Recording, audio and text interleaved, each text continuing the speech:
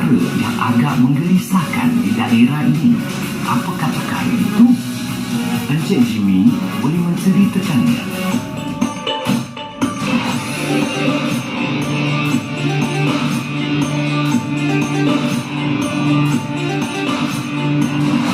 Abang, kami dengar ada beberapa sejarah tentang jambatan ini dan juga banjir yang seringkali berlaku di kampung ini. Boleh tolong abang ceritakan? Dulu banjir ini kan satu tahun 2-3 kali saja melanda musim banjir. Tapi sekarang di 1 minggu 3 kali 4 kali.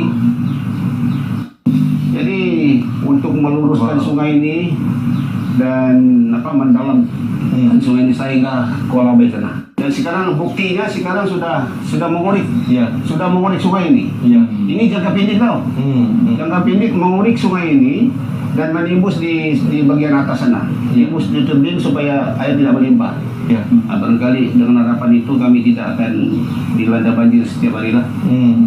Dan banjir ini sekarang telah menimbulkan kekecewaan kepada orang Bomatau. Bang, kenapa boleh jadi banjir ya? Ini kesan daripada gempa bumi. Gempa bumi apabila Gunung Kinabalu ada keruntuhan sikit kan, gempa bumi itu semua pasir itu jatuh ke sini.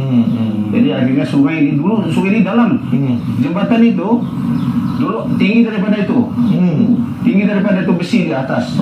Saya waktu itu kecil-kecilan dari atas itu terjun pergi sungai.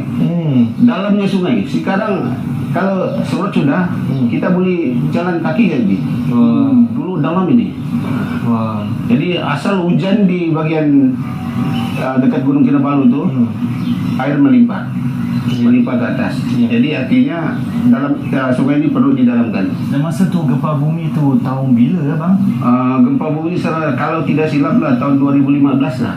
Bagaimana pula dengan kaum lelaki ya? Kami dengar mereka mahir dalam buat parang. Kalau kita bercerita pasal parang ini merupakan alat keperluan kehidupan tau.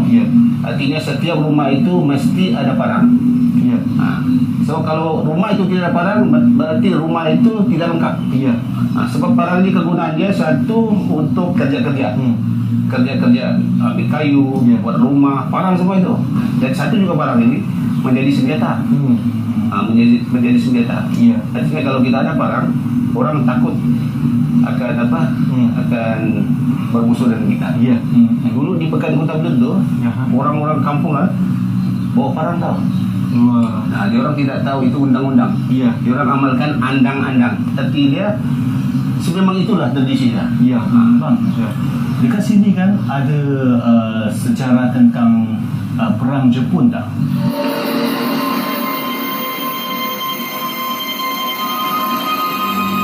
Ini sebab saya bukan lahir dari zaman Jepun tu. Saya lahir sudah sebelum merdeka lah, 1958. Tapi saya dah mendengar cerita daripada bapak saya tentang Jepun ni. Jepun ni apabila masuk kampung, mereka ambil tanaman orang tau. Sebab makanan tu kan, ubi kayunya, pisangnya, tebu. Tapi ada orang-orang yang ilmuwan itu, yang memang gagal lah kan. Bila dia minta tebu tu, apabila Jepun datang, dia pakai parang itu tadi berbunyi tau. Artinya parang tu bila berbunyi minta apa? Dia punya makanan. Artinya darah. Jadi bila dia turun bawa pergi ladang tebu tu, sambil ambil tebu tu kan, silap Jepun tu dia tetak. Dia potong mati sana. Ini dulu cerita dululah. Dan terima kasih bang kerana sudi meluangkan masa bersama kami dan untuk berkongsi dengan segala kisah yang abang tahu tentang kampung ini. Terima kasih. Terima kasih ya bang. Jumpa lagi ya. Jumpa lagi Pak Kim.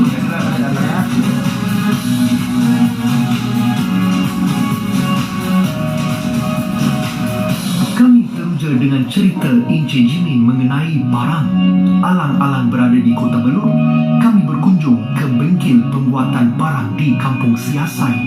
Kampung ini juga merupakan perkampungan etnik Bajau Samar.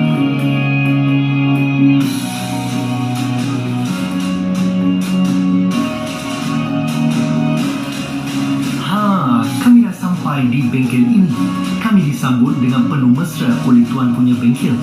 Tengok tu, parang dibuat dengan begitu teliti. Teknik pembuatan parang mereka agak unik.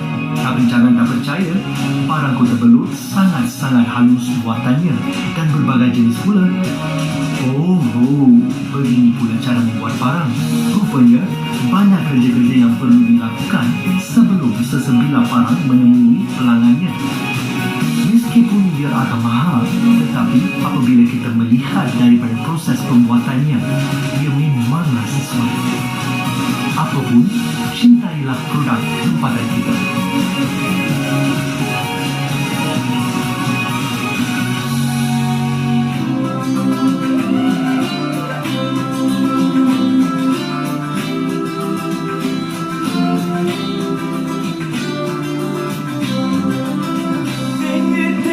Jauhnya Kampung Bobot dengan pekan Kota Belud hanyalah 0.6 kilometer sahaja. Tak jauh sangatlah. Hanya berada di seberang sungai yang diceritakan oleh Encik Jimin itu.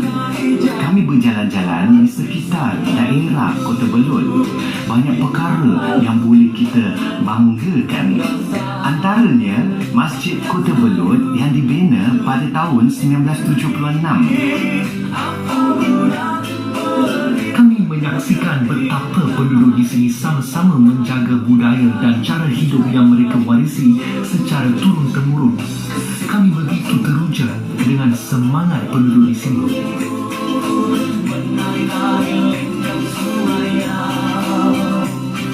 Kenangan di Kota Belud sukar dilupakan. Kami bergambar kenangan dengan aksi yang pelbagai, melayan perasaan kegembiraan yang sukar diterjemahkan dengan kata-kata.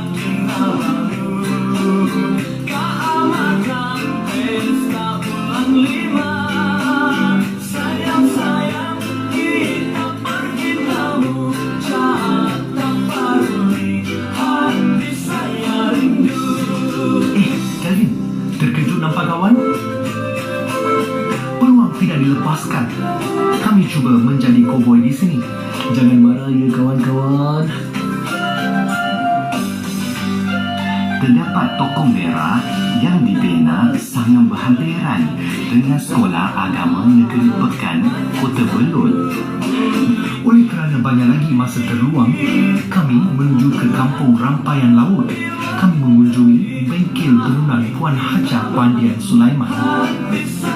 Tenunan yang dihasilkan di bengkel ini sangat halus buatannya. Dan untuk pengetahuan semua, produk tenunan yang unik ini merupakan kebanggaan suku kaum Iranu yang tinggal di sini. Teliti sungguh Haja Pandian dalam kerja-kerja menenun.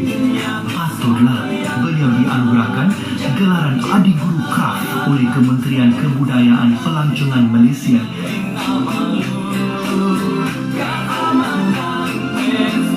Kami juga mengunjungi bengkel pembuatan kuih penjaram di Kampung Bobot.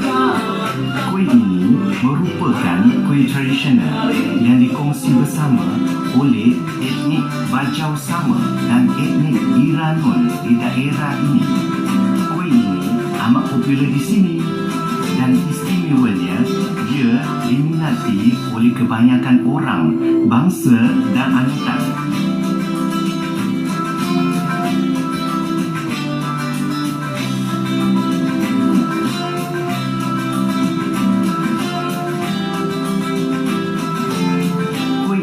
Memang enak. Jomlah kalau nak rasa.